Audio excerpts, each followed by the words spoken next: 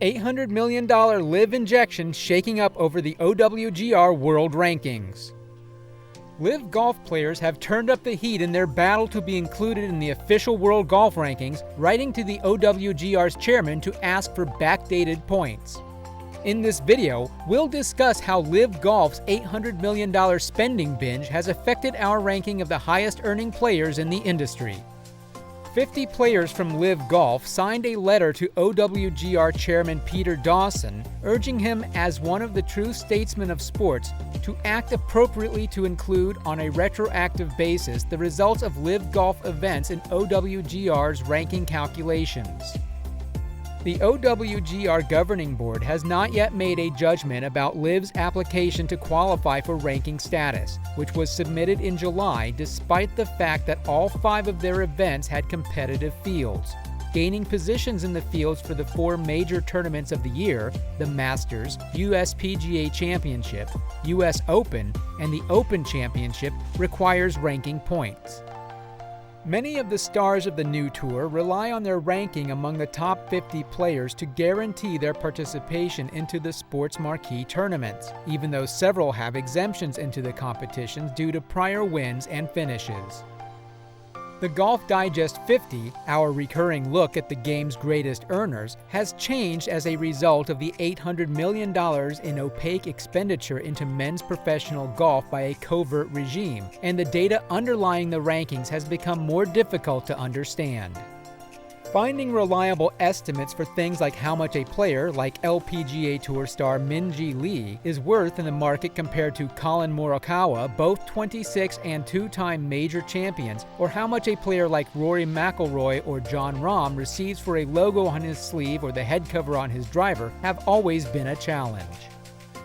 Whether Phil Mickelson received a quarter or half of the expected $210 million LIV Golf Player Participation Agreement fee in 2022, the impact on the industry's financial structure has been significant. Consider something commonplace like the agreement between a player and agency or the connection between a player and a primary sponsor.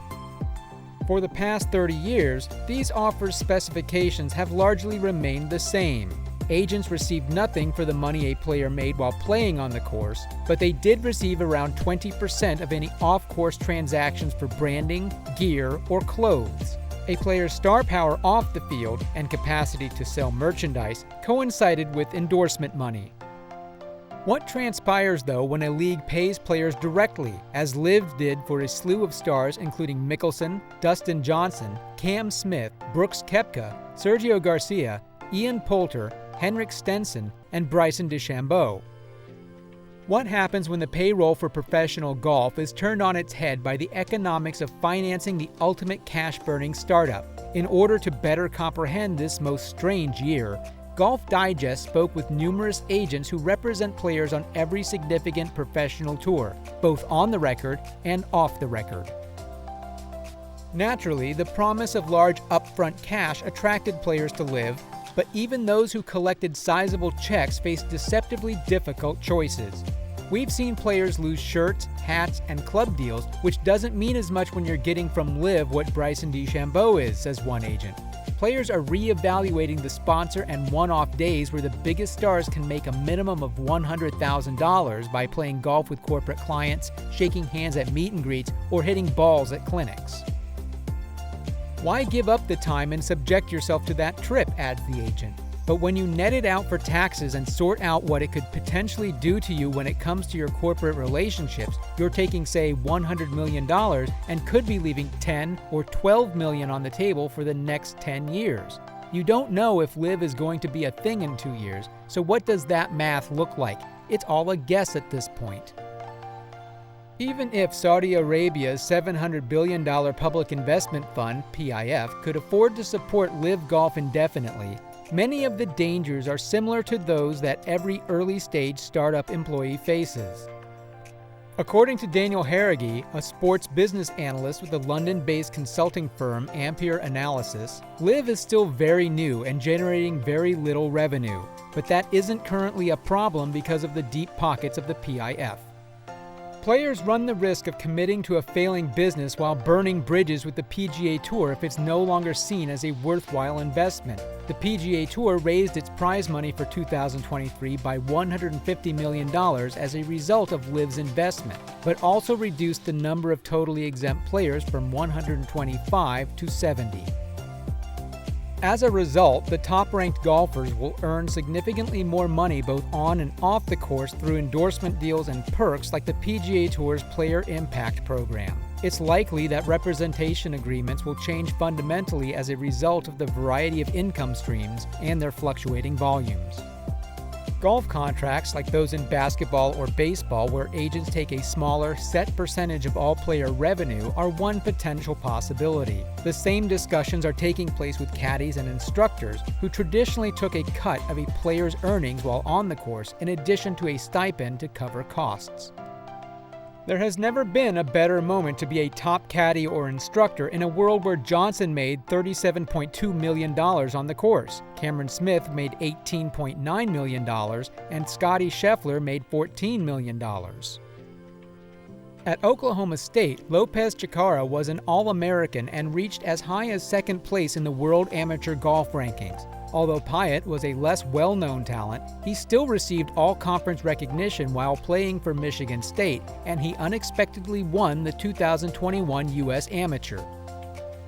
After winning his fifth race on LIV in Bangkok, Lopez Chacarra finished the year with $6.9 million in prize money from just 7 races. Pyatt earned $2 million on the course in 8 LIV events after beginning the tour with no status at all. In 2022, Justin Suh had the most money won on the Korn Ferry Tour, $500,000. In 24 events he competed, and he finished in the top 10 times. What is superior? That depends on how one interprets the word better. However, as club makers stop their relationships with players like Mickelson, Callaway, and DeChambeau, Cobra, they shuffle their endorsement dollars, leaving more money to spend on a range of players. The PGA Tour's switch to designated events and the attention players like Rory McIlroy and Jordan Spieth are receiving in the new Netflix Full Swing documentary may help to close some of the short-term revenue gap LIV created with its signing bonuses. LIV's business model is based on team play. Formula One Series Drive to Survive has definitely shown there are financial benefits for a sport to having a successful documentary to engage new audiences, adds Harrigy. ESPN reportedly paid $5 million every season to carry Formula One through 2022.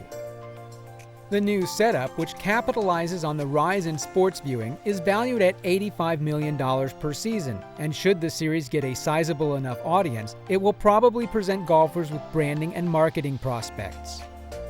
Anyone who claims to know with certainty what will happen next is either trying to sell you something or is bluffing.